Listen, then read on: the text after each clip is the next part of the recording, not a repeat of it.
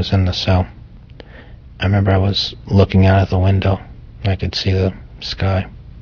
Just remember thinking that, in a way, this was like the same sky I used to look at while I was free. While I was in high school, a classmate was found murdered and raped. Peekskill was a small town. Murders were very rare. In school, I was quiet. I was to myself, and that seemed kind of strange to some of the kids. Some of them told the police that I might be someone that they would want to talk to. So they reached a point when the police told me they wanted me to take a polygraph test. They put me in a small room. They interrogated me for 7.5 hours. They lied to me and claimed that I failed the lie detector test. What do you mean you didn't do it? You just told me through the machine that you did. By the time it was all said and done, I was on the floor. I was crying. I was in a fetal position.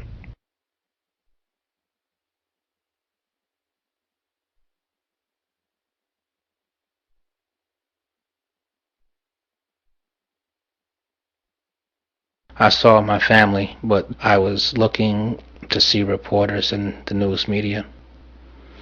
I kind of had like a smile on my face somewhat, and I had my chest puffed out a little bit because I knew that everybody already knew what I had known all along, that I was innocent.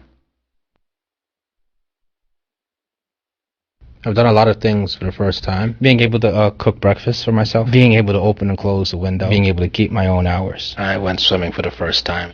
After not having been in it for such a long time, the water actually felt heavy because you're not used to it. I remember going on the internet for the first time.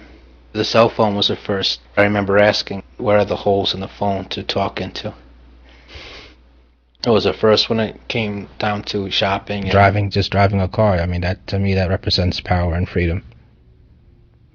I went to college for the first time in a normal environment. I had my first day in class. Everybody was so young, and I clearly didn't feel like a regular student like they were.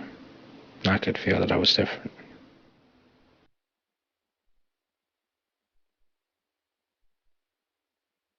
Each and every one of you here today, wrongful convictions can happen to anybody. Your best friend, your neighbor, nobody is exempt. When I'm on location for an event to give a lecture, that's when I'm at my best, because the audience is there. It's like it's showtime. I have a mission. I have a struggle. I want to slow down the rate at which wrongful convictions occur. And I want to urge you, every one of you, will you call your senator? I think that the more time that goes by, I get a little bit less satisfaction.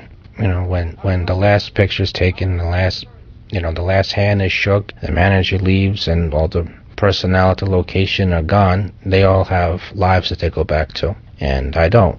I just go back to a room and I sit there by myself and I twiddle my thumbs. Maybe in some ways I think of myself as a prisoner still, who just managed to somehow get loose, get free. It doesn't seem natural to me, being free, because I haven't been for so long. One big fear is that I'm just dreaming, that I'm not really here in the apartment right now, that maybe my mind couldn't really deal with being in prison any longer. So I wound up waking up and seeing the prison walls and the cell bars again, and I'll still be in there. When I'm in the dark moments, I think about not really enjoying things, not really having friends, not fitting in, and I think about ending my life.